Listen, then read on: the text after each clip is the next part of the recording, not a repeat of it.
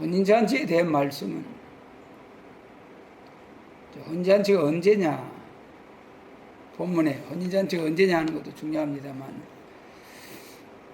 우리 예수님께서 이 공생의 전도활동을 시작하신 후에 가정에서 목수일을 하시고 이제 전도를 위해서 시작하신 후에 제일 처음 갈릴리 가나에서 표적을 행하신 것이 혼인잔치 집에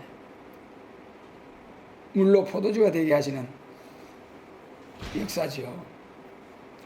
그러니까 이 가장 처음 표적을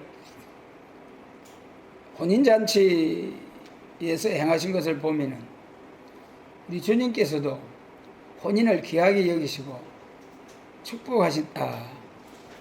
축복하셨다는 것으로 우리가 볼 수 있겠죠.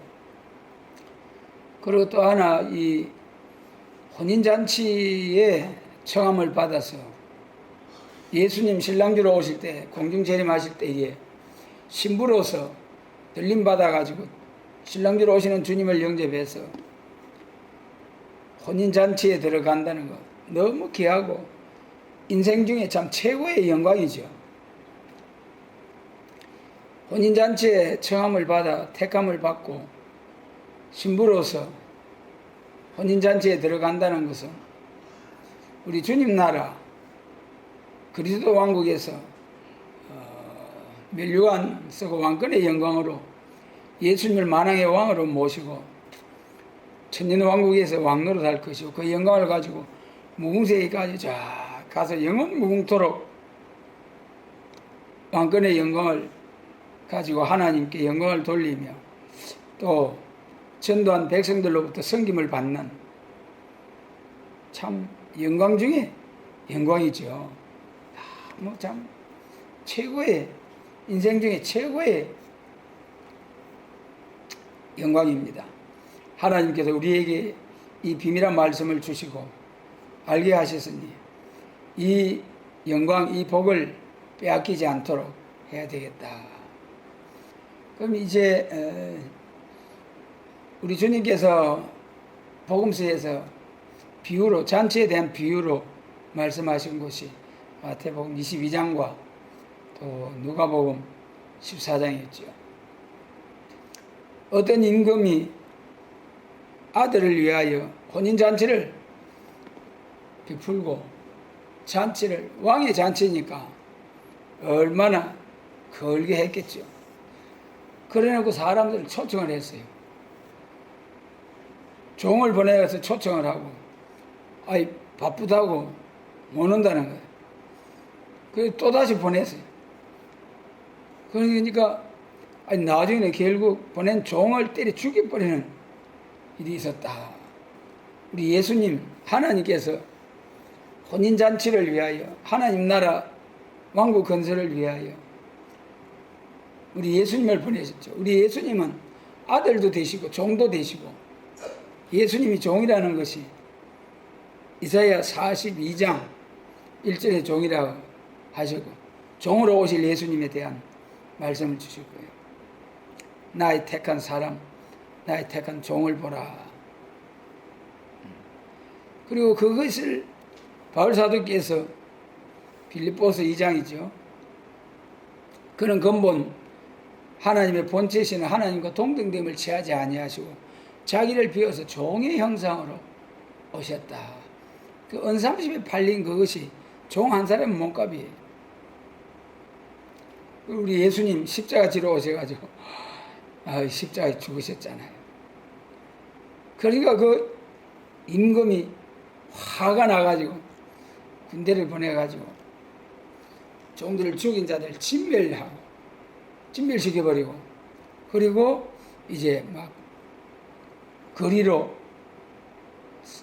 나가가지고 무조건적으로 강권하여 데려와서 내 집을 채우라.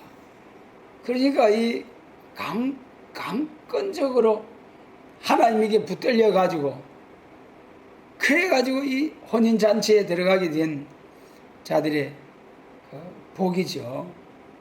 하나님이 철저히 물론 군대를 검열하시겠습니다만은 정한 때가 되어서 전삼년 반 동안에 혼인잔치 들어갈 신부될 자들을 전부 다 찾아서 이제 자격을 갖추도록 하잖아요.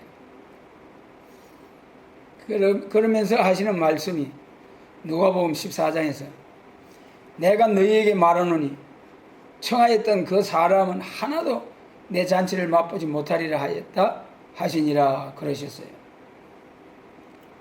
그리고 마태복음에서는 청함을 받은 자는 많되 택함을 입은 자는 적으니라. 청함을 입은 자는 많되 택함을 입은 자는 적다. 오늘 우리가 이 복음 받은 것이 너무 귀하잖아요. 너무 감사하잖아요. 하나님께서 복음을 어떤 자에게 줍니까? 택하심을 입은 자에게. 이 택함을 입은 자에게는 하나님께서 복음은 다 같이 이 성경을 통해서 성경이 서점에 천지빛깔이잖아요. 얼마나 성경이 많습니까? 성경 가지수도 많고 내용도 참 기독교 서책들이 얼마나 많이 출판이 되고 모든 사람들이 많은 사람들이 언제든지 성경을 통해서 하나님 만날 수 있는 이런 기회가 주어진 은혜의 때죠. 그럼에도 불구하고 청함을 입은 자는 많되 택함을 입은 자는 적다. 그래서 여기서 이제 택함을 입은 자에게 따르는 하나님의 은혜 참 감사해요. 그 이사야 34장 16절에서 우리 인생들에게 구원을 주시기 위해서 짝이 없고 빠진 것이 없이 예수님 재림 영접할 수 있는 영육 구원에 가는 말씀까지 초림에서 재림까지 쫙 주시는데 물론 초림에 가는 말씀은 대충 예언이 되어 있죠. 예수님이 오셔가지고 직접 천국 복음을 전하시고 또 성령님의 감동으로 또 이제 편지서 믿음의 도리, 신앙의 도리, 생활의 도리 이러한 말씀들을 편지들을 통해서 나타내 주셨잖아요. 그러니 예수님의 재림에 관해서는 짝이 없고 빠진 것이 없어야 돼요. 왜 그렇습니까? 종들을 통해서 복음을 싹 전해놓고 그리고 예수님 재림하셔서 죽정히 심판하시기 때문에 종들을 통해서 전할 것이기 때문에 다 빠짐없이 말씀을 나타내 주셔놓고 이제 종들을 통하여 다시 예언하게 하는 거지. 그래서 이 계시록 10장 7절에 그종 선지자들에게 전하신 복음을 다시 예언하여야 하리라. 계시록 10장이죠. 그러므로 이 참 택함을 받은 자들에게는 하나님께서 은혜를 더해 주신다. 항상 말씀드립니다마는 에베소서 1장에서 그러니까 이사야 42장에서 이방에 빛이 되는 역사가 있을 것을 말씀하셨잖아요. 민족 종교에서 이제는 하나님 정하신 때가 되면 세계적으로 복음을 전하기 위해서 이방에 빛이 되는 역사가 있을 것을 이사야 42장에서 말씀하셨어요. 그 말씀대로 예수님이 오셔가지고 유대인의 버림돌 되신 예수님이 이방인 된 우리들이 그 버림돌을 받아가지고 산돌 예수님을 받아가지고 우리도 산돌같이 신령한 집으로 지어지는 그런 은혜를 받게 되었잖아요. 그러므로 우리가 하나님의 자녀가 되게 하시고 이방인 된 우리들에게 하나님을 알지 못한 우리들에게 하나님께서 지혜와 계시의 영을 주셔가지고 예수께서 하나님 아들 되신가 그를 믿음으로 구원을 얻게 하시는 이 복을 주신 하나님 그것이 이제 영혼 구원이지요. 에베소서 1장에서 하나님을 알지 못하고 우상 숭배하던 이러한 민족에게 선교사들을 보내가지고 하나님께서 예수 믿게 하시고 예수님을 믿으니까 하나님이 지혜를 주셔가지고 우리나라만 해도 얼마나 참 큰 복 받았죠. 개화기에 조선 말기에 선교사들이 들어와가지고 상투 쫓고 여자들은 공부도 안 시키고 그랬는데 상도 확 잘라버리고 여자들도 공부시키고 그래야 그때는 남녀 7세 부동석 유교 사상에 젖어가지고 예배당도 기역자로 지어가지고 딱 거기 꼭지점에 목회자가 서가지고 설교하고 이쪽에는 남자 이쪽에는 여자 그래야 뒤에는 조금 발전해가지고 이제는 크게 지어가지고 카텐을 쳐가지고 이렇게 해가지고 이쪽에는 남자 저쪽에는 여자 서로 갈아놓고 예배드리고 여러분 그때 1884년 5년 그때 선교사들이 들어와가지고 그때 우리나라에는 서양식 병원이 없었잖아요. 신식 병원 그런 병원이 없고 그런데 서양 선교사들이 와가지고 막 각 다친 그런 사람도 수술하고 막 째고 막 난에 의해서 막 엄청 죽게 생겼는데 칼 맞아가지고 선교사들이 와가지고 막 꾸미는 거예요. 수술하고 그러니까는 그 한의사는 그런 거 할 수가 없잖아요. 그래가지고 참 학교 세우고 병원 세우고 참 개화기에 선교사들이 말이죠. 그 열심으로 공부해가지고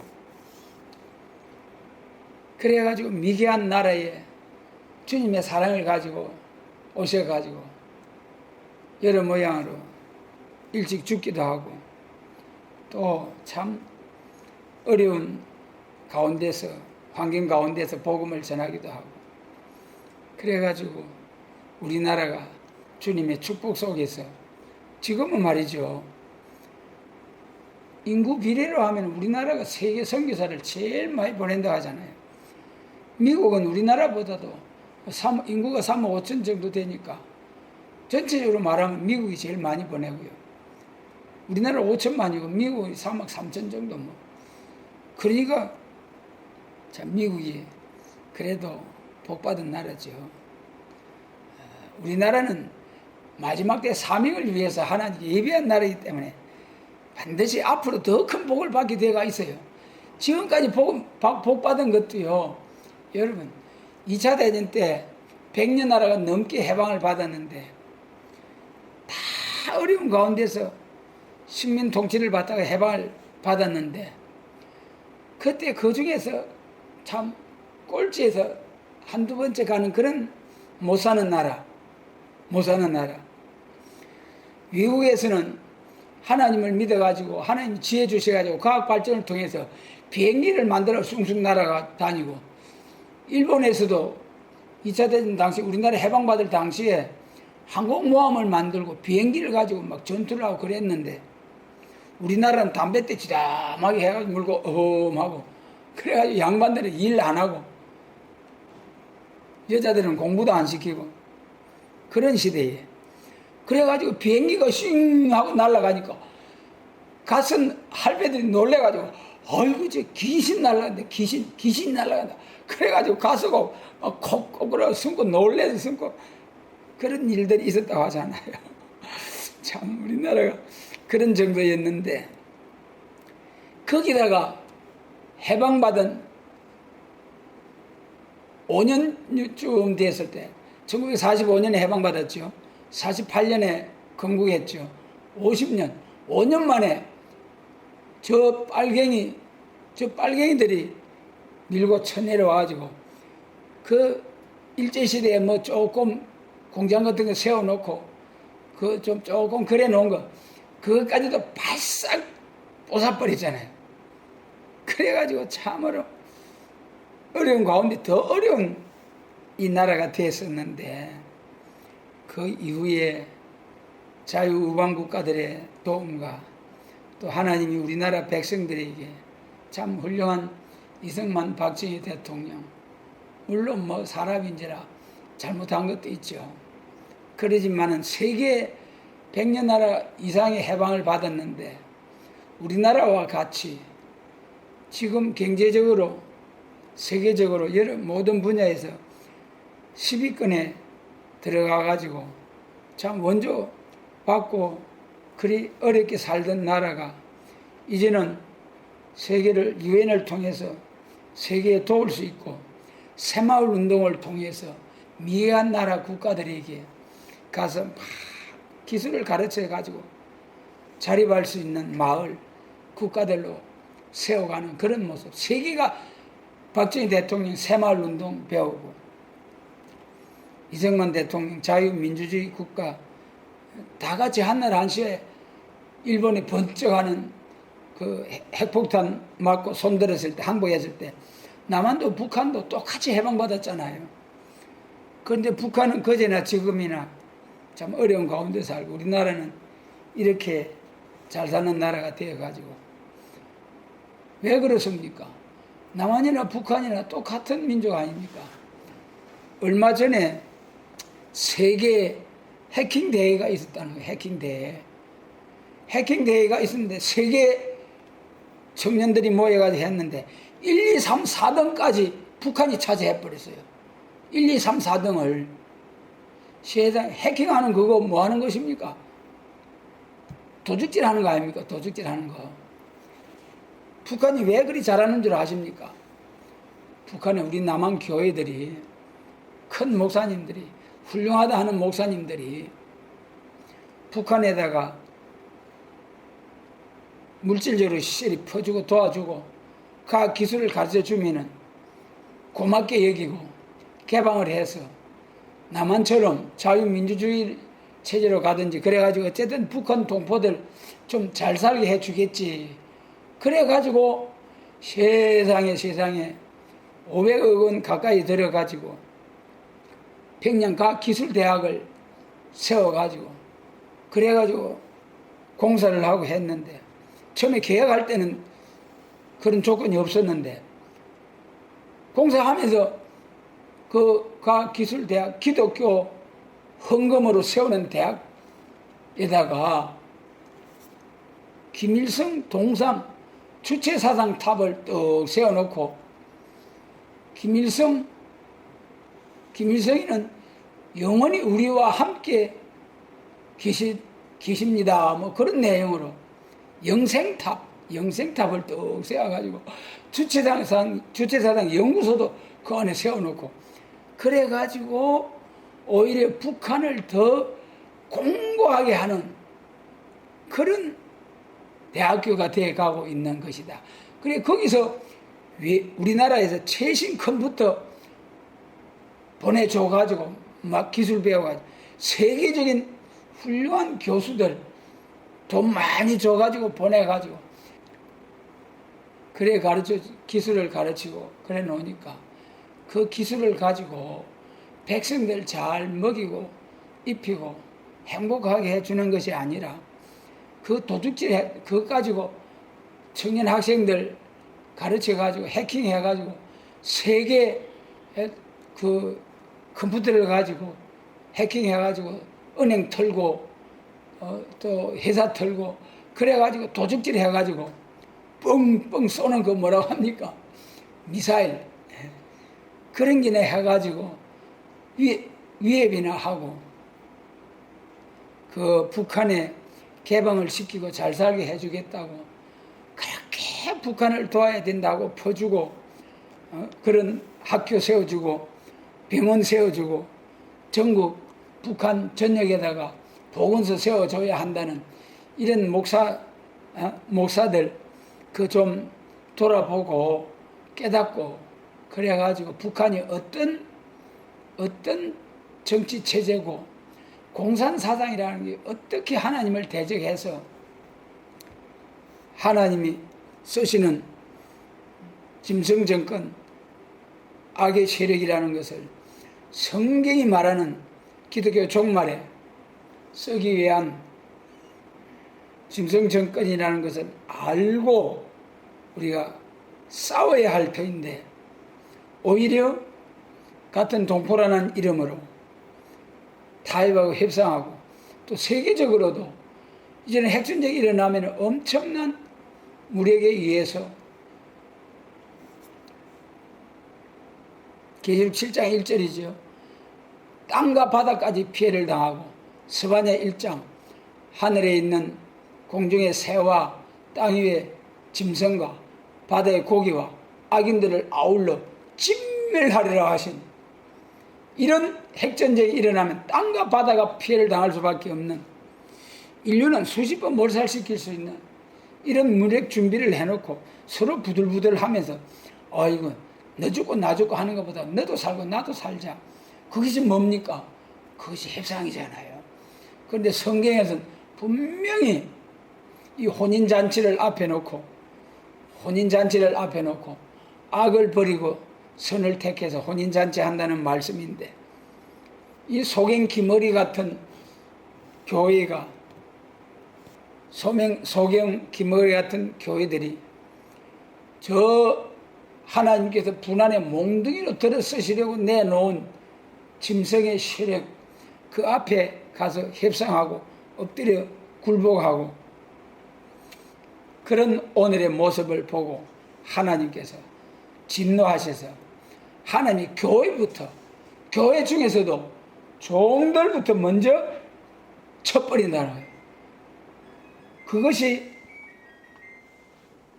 그래서 하나님께서 양무리들을 맡겨주셨는데 그 종들을 이제는 때를 따라 양식을 나누라 하신 말씀과 같이 새시대 예수님 재림하셔서 통치하게 될 그리스도의 왕국 예수님께서 만왕의 왕이 되시고 예수님처럼 충성한 순교자 동무들이 분봉왕으로서 다스리게 될 혼인잔치 천년왕국 이 영광을 위해서 이 나라를 위해서 하나님이 맡겨주신 양무리들을 인도해야 될 터인데 그러지 못하고 저 짐승 공산당에게로 갖다 붙이는 이 죄 때문에 목자의 초장이 애통을 하게 되고 교회가 하나님의 세상보다도 먼저 심판을 받게 된다. 그래서 제일 3대 화를 말씀하셨잖아요. 계시록 8장 13절에 제일 첫 번째 화를 당하는 것이 인받지 못한 종, 하나님의 양무리들을 바로 인도하지 못한 종. 그 다음에 두 번째 화를 당하는 것이 그들의 인도를 받던 바벨 교회. 세 번째는 바벨 세상이 화를 받잖아요. 그리고 제일 불행한 것이 하나님의 양무리들을 잘못 지도한다. 그러니까 이제 우리 성경에도 많이 선생되지 말라 하신 말씀처럼 참 하나님의 양무리들을 바로 똑바로 인도하면 상급이 제일 크고 죽지 않고 영육 구원받아서 왕권에 들어가잖아요. 순교자들 다 죽어서 첫째 벌에 참여해서 왕권의 영광에 들어가는데 그래서 이 참 마지막 때에 하나님의 뜻을 바로 깨달아 가지고 택함을 입은 자가 중요하다. 그래서 지금까지는 영혼 구원의 지혜와 계시의 영을 주셔서 영혼 구원의 역사가 있었습니다만 이제 예수님 재림하실 때는 영육 구원이잖아요. 그때 영육 구원을 위해서 택한 자들은 또 따로 있다는 거예요. 영육 구원을 위해서. 그러니까 초림자로 오신 예수님을 믿을 때 십자가의 법, 은혜 시대. 예수님 재림하실 때는 심판의 주로 오실 때는 예언의 법, 예언의 말씀 읽고 듣고 지켜야 복이 있다고 하셨잖아요. 계시록 1장 3절.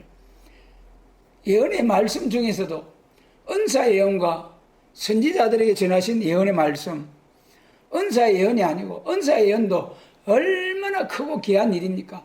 은사 받아가지고 병 고치는 은사, 예언 통역, 방언의 은사, 제 지식과 또 지혜의 은사, 이런 은사만 좀 있어도 얼마나 교회가 부흥이 되고 하나님 영광이 나타나는데, 근데 예수님 재림하실 때는 그 은사가 아니고, 그 예언이 아니고 선지자들에게 전하신 예언의 말씀, 이것을 백성과 나라와 임금과 백성과 나라와 방언과 임금에게 다시 전하는 사명. 이 사명자들은 하나님이 또 한 번 지혜와 계시의 영을 성령을 충만히 받은 자들에게 또 한 번 가려진 맨발과 휘장을 싹 제하셔서 남종과 여종에게 약속하신 성령을 부어주셔가지고 그래가지고 사명을 감당할 수 있는 사명자 변화성도 14만 4천으로 택하심을 입은 하나님의 은혜. 지금은 이제 우리가 청함을 입은 정도죠. 여기서 이제 완전히 택함을 입어가지고 하나님의 주신 사명을 잘 감당하고 영광에 들어가야죠. 그런데 혼인잔치 비유에서 보면은 청함을 입은 자와 택함을 입은 자 구별이 되죠. 그 다음에 청함을 입은 자 중에서도 계시록 19장에서는 어린 양의 혼인잔치에 청함을 입은 자들이 복이 있도다. 거기도 청함을 입은 자는 14만 4천으로서 또 순교자로서 청함을 입은 자. 계시록 19장 1절 이하에서 순교자와 비나 성도들이 할렐루야 하면서 이제 혼인잔치에 들어가죠. 거기도 청함을 입은 자들은 복이 있도다 한 것은 비나 성도를 두고 하신 말씀이죠. 그래서 혼인잔치의 비유에 대해서 청함을 입은 자가 택함을 입어야 복을 받는다. 그 다음에 이제 또 한 가지 그 혼인잔치 비유에서 손님을 보러 오셔가지고 강건하게 데려왔는데 와도 또 보니까 예복을 입지 않은 사람이 있었어요. 예복 입지 않냐? 왜 예복을 입지 않냐고 왔는고. 그러니까 유구 뭐니 오늘 그래요. 아무 할 말이 없는 거예요. 그러니까 당장 바깥 수족을 결박하여 바깥 어둠에 내어 던지라. 슬픔은 이를 갈미 있으리라. 여러분 청함을 받아가지고 혼인잔치 자리까지 왔지만은 예복을 입지 않으면은 쫓겨나서 슬픔에 이를 갈게 된다. 여러분 예복이 뭡니까? 우리 흰옷이 있고 빛나고 깨끗한 세마포가 있죠. 종족으로 택함을 입은 사람들은 그냥 계시록 7장 14절에서 어린 양의 피에 옷을 씻어 흰옷만 입으면 되는 거예요. 그러나 그 중에 또 왕권의 영광으로 변화성도로 입맞은 종으로 택함을 받은 사람들은 받은 종들은 계시록 19장 8절에서 빛나고 깨끗한 세마포로 어린 양의 아내가 예비되었다. 할렐루야. 참 얼마나 감사한지요, 여러분. 그 비밀한 말씀을 바로 알게 하신 하나님. 그래서 저도 이 참 계시록을 쭉 봐가면서 기성교회에서 하는 계시록도 들어보기도 하거든요. 배우려고 하는 것보다도 얼마만큼 차이가 있느냐. 그래서 우리는 계시록 19장 8절에 빛나고 깨끗한 세마포로 신부단장한 성도, 그리고 예수님 재림할 때 신부 자격을 이루어서 멸류관 왕권의 영광에 들어가게 되는 것은 상급으로 주는 거잖아요. 행함 따라 상급으로 주시는 그 영광이에요. 하나님의 능력을 받아가지고 참 하나님의 영광을 위해서 죽도록 충성한 순교자 동무가 된 자들에게 그 수고한 대로 한 올 한 올 세마포를 짜가지고 다 완성이 되었을 때 신부단장이 딱 되는 거죠. 그 세마포를 입고 신랑을 영접하러 가야지. 세마포도 없이 오늘날 이 예수 재림하실 때 예수 안에 있는 모든 자들이 다 들림받는다는 고린도전서 15장 헛꿈을 꾸는 용사들이라. 참 불행입니다. 그래서 지금까지 서론이 좀 많이 길어졌네요. 혼인잔치 축복하신 예수님, 그 다음에 혼인잔치 비유에서 청함을 입은 사람 많으나 택함을 입은 사람은 적다. 먼저 청함을 받은 사람은 한 사람도 잔치를 맛보지 못하리라. 그러나 택함을 입은 사람이 있다. 그 다음에 혼인잔치에서 두 번째로는 예복을 입지 않았다. 예복이 뭐냐? 반드시 신부된 사람은 예복을 갖춰 입고 신랑 맞으러 나가야 된다. 그런데 오늘날 많은 교회들이 예복은 고사하고 그냥 예수님 재림하시면 다 들림받아서 신랑주 영접할 기라고 할렐루야 할렐루야 하면서 기다리고 있는데 참 불행이죠. 그 다음에 이제 혼인잔치라 하면은 예수님 영접해가지고 혼인잔치에 들어가는데 혼인잔치 하면은 천년왕국이 혼인잔치죠. 천년왕국. 그래 이 예수님 재림하셔가지고 이 땅에서 천년왕국이 이루어지는데 그 천년 동안에 천년왕국이 혼인잔치 기간이죠. 그러면 이 천년왕국이 그리스도 왕국, 천년왕국이 혼인잔치인데 천년왕국에 대해서 우리가 이 공부를 좀 해야 되겠더라고요. 천년왕국에 대해서 우리가 그것을 믿기 위해서 기성교회 천년왕국을 공부하는 것이 아니라 우리가 바울 사도의 가장 큰 은혜가 뭐였습니까? 율법과 은혜를 잘 구분해서 증거했다. 그래서 참 그렇게 기독교를 대적하던 바울 사도였지만은 성경을 14권이나 쓰는 큰 사도가 됐잖아요. 왜 그랬습니까? 율법에 대해서도 잘 알고 또 은혜에 대해서도 성령 충만을 받아가지고 잘 알고 율법과 은혜의 비교를 해서 쫙 증거를 하게 되니까 많은 성경을 기록하게 됐죠. 오늘 우리도 우리 것만 알고 쫙 열심으로 나가도 되지만은 십자가의 도와 야곱의 도를 다 같이 무장을 해가지고 변론할 때에 이런 것은 이렇고 옳고 이런 것은 틀렸다. 비교해서 우리가 설명해 줄 수 있는 바울과 같이 무장을 해서 전할 때에 큰 사도가 된 것처럼 우리도 많은 일을 할 수 있다. 그래 이 천년왕국에 대해서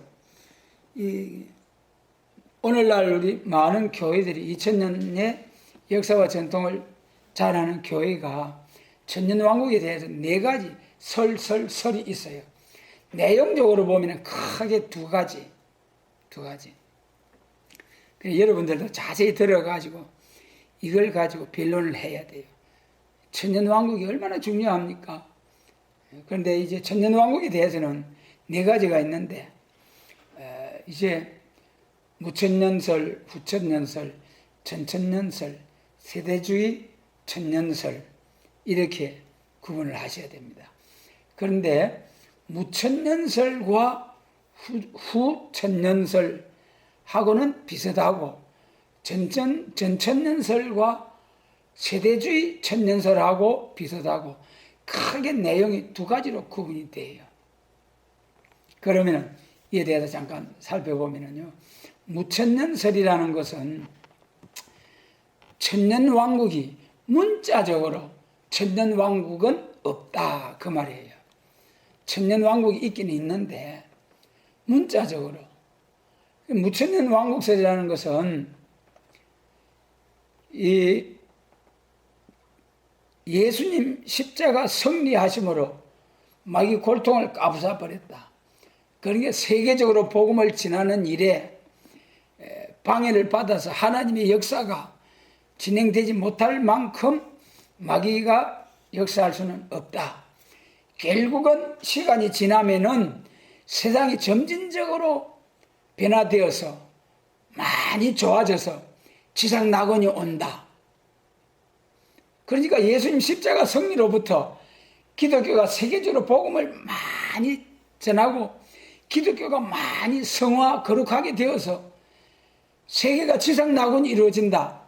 그것이 천년왕국이다. 그러므로 문자적인 천년왕국은 없다. 그것이 무슨 왕국설, 무천년설. 그 다음에 2번째 후천년설이죠. 후천년설이라는 것은 그것도 똑같이 무천년설과 똑같이 기독교가 점점 부흥되고 성화되고 거룩해져서 이제 천년왕국이 온다.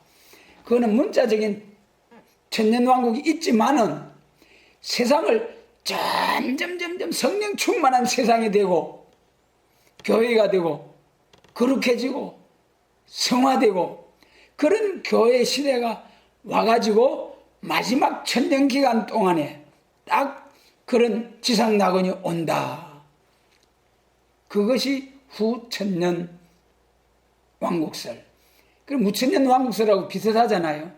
천년이라는 기간이 있고 없고 그 차이지 세계가 점점 발전해가지고 거룩해지고 성화되어지고 그래가지고 천년왕국이 온다. 그 뒤에 이제 예수님이 재림하신다. 그것이 후 천년왕국설. 그 다음에 이제 천천년설.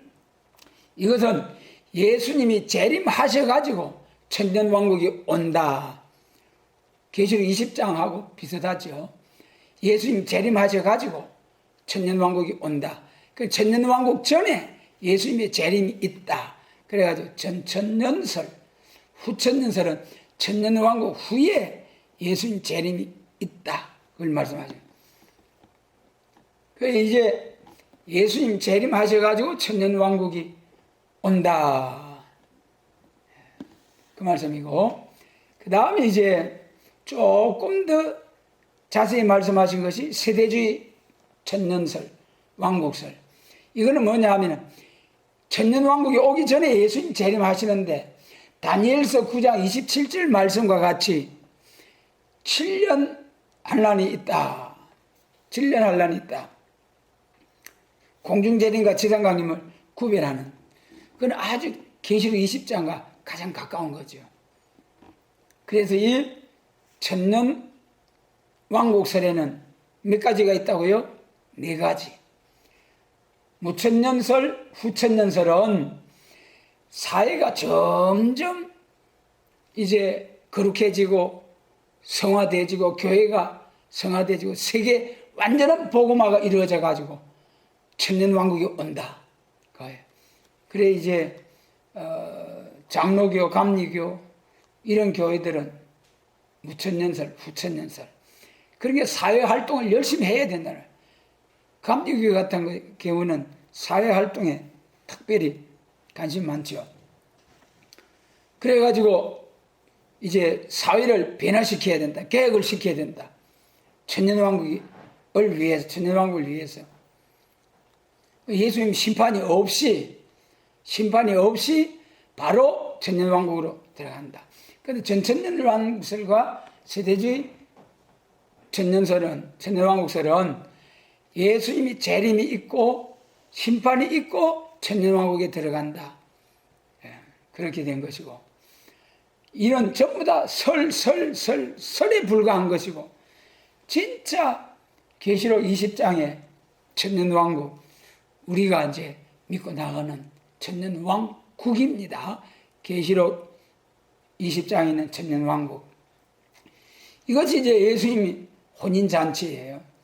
혼인잔치는 누가 들어간다고 했습니까? 입맞은 종, 변화성도, 신부단장, 세마포로 신부단장한 사람들이 천년왕국에 신부로서 천년왕국에 들어가는 거죠. 천년왕국에 들어가는 길도 두 길이 있잖아요. 계시록 7장에서 예수님 재림하실 때 영육 구원의 길이 두 길이 있다고 했지 않습니까? 입맞은 종으로서 천년 영육 구원, 셀 수 없는 큰 무리로서 영육 구원. 입맞은 종들이 빛나고 깨끗한 세마포로 단장해서 신부로서 신랑주를 영접하는 종들이고, 그 다음에 셀 수 없는 큰 무리들은 어린 양의 피에 옷만 씻어가지고 회개만 하고 영육 구원 받아서 예비처 거쳐서 새 시대에 가는 거예요. 이 사람들은 종족이요. 상급이 없어요. 물론 뭐 작은 상급이라도 있긴 하겠죠. 그러나 신부로서 신랑을 영접하는 성도들은 빛나고 깨끗한 세마포로 신부단장. 그 빛나고 깨끗한 세마포는 성도의 옳은 행실이 가득해야 신부단장이 되고, 신부단장을 해야 신랑 주님을 영접한다. 이것이 계시록, 분명히 계시록인데, 이걸 속인 기머리가 누구를 했습니까? 이사야 42장에서 내 종이 아니냐, 사랑하는 종이 속인 기머리.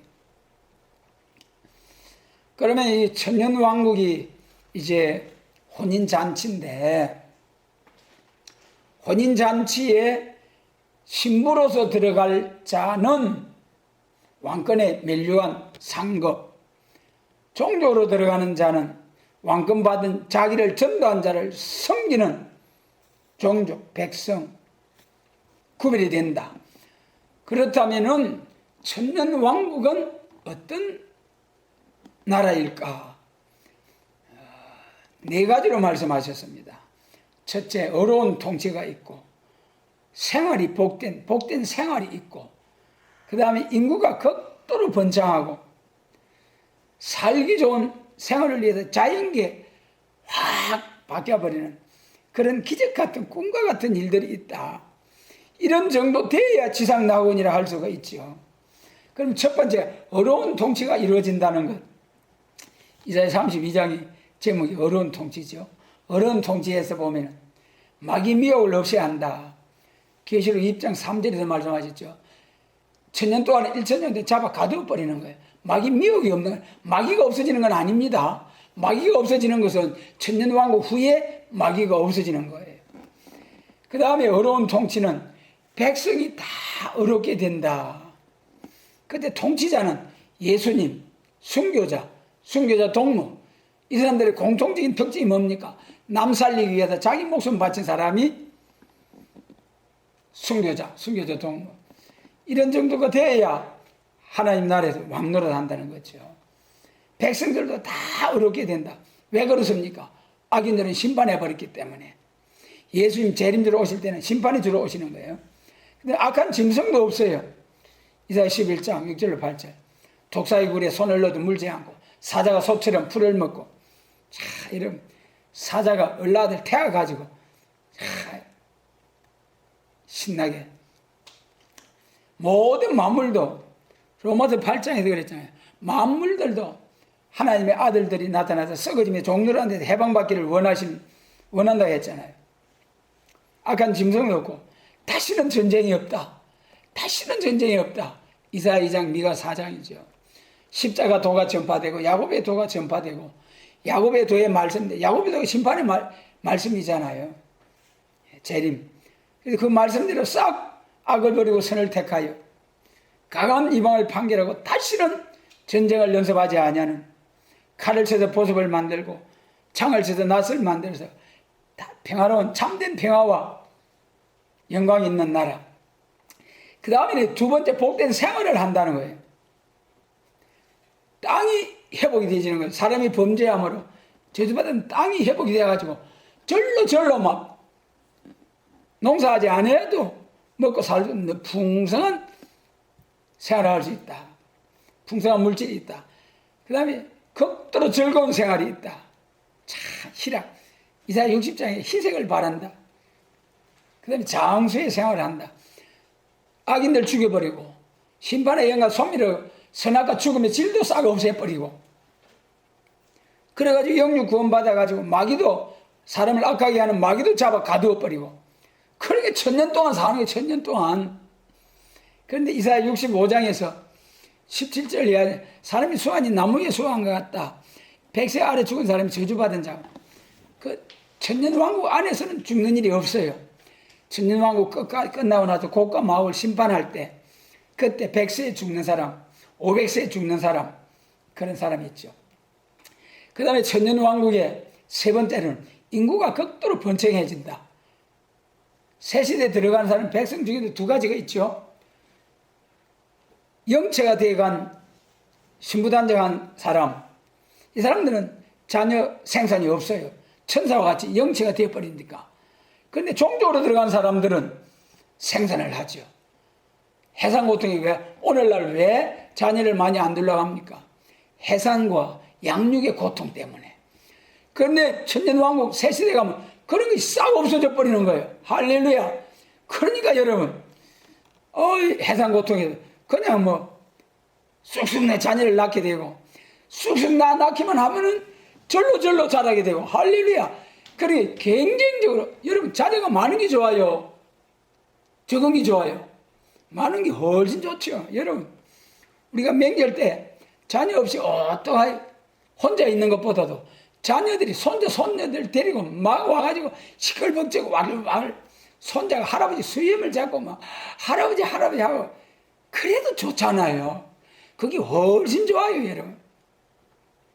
그래서 자녀가 많은 게 좋기 때문에 천년왕국에서는 얼라 죽지도 않고 해산수고도 없고 양육의 수고도 없고, 그러니까 하늘 별바닥에 모래같이 창세기 1장 28절 생육 번성 충만 정복하라.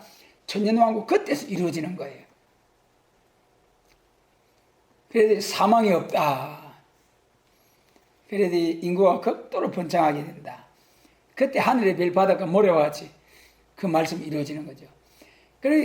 그런 데서 이제 살아가는 환경도 변해야죠. 지금같이 너무 추워서 죽고 너무 더워서 죽고 홍수 천재지변이 일어나서 죽고 그런 것이 싹 없어진다는 거예요.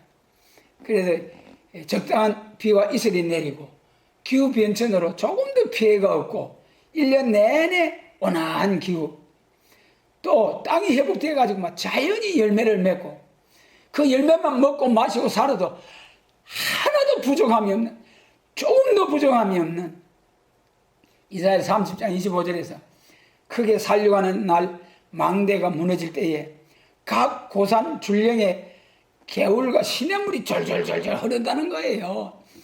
거기 시냇물 강가에 좌우에 거기서부터 막 저 고산 줄령에도 아름다운 열매들이 주렁주렁주렁 백곡이 가득하고, 지금은 오곡 백가라 하잖아요. 시편에는 백곡이 가득하대. 백곡이. 여러분, 이런 영광스러운 혼인잔치 천년왕국 우리에게 바로 알게 해주신 하나님 감사를 드립니다. 아멘. 그래서 이 마태복음 25장 10절 혼인잔치 다시 한번 정리하고 말씀드리자면은 예수님이 혼인잔치를 축복하시다. 첫 번째 이적으로 큰 비밀 혼인잔치. 근데 혼인잔치 비유로 말씀하실 때 청함을 받은 자는 많아 택함을 받는 자다. 먼저 청한 사람은 한 사람도 내 잔치를 맛보지 못한다. 그래서 택함을 입어야 된다. 청한 사람 중에. 그 다음에 잔치 자리까지 청함을 받았지만은 뭐가 또 문제였습니까? 예복이 문제였다. 빛나고 깨끗한 세마포로 단장해야 됐다. 예복을 입고 들어져 아니한 자는 설불매 이를 가는 쫓겨남이 있다. 그 다음에 이제 혼인잔치가 문제인데, 혼인잔치에 대한 천년왕국에 대한 말씀 설 네 가지 설이 있다. 그런데 우리는 그 설이 아니고 계시록 20장의 천년왕국의 축복을 받자. 예, 우리가 이런 참 복된 말씀 주신 하나님께 참으로 감사를 드리고 이 사명을 잘 감당하게 하시고 이런 복받을 사람을 많이 일으키고 많이 복받게 하는 우리 모두가 되게 하시길 바랍니다. 기도드리겠습니다.